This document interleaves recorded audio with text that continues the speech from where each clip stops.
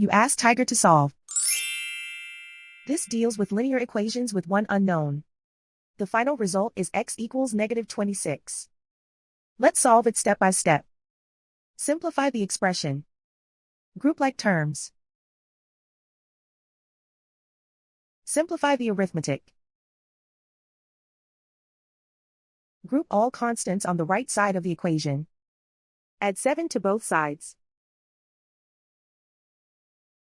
Simplify the arithmetic.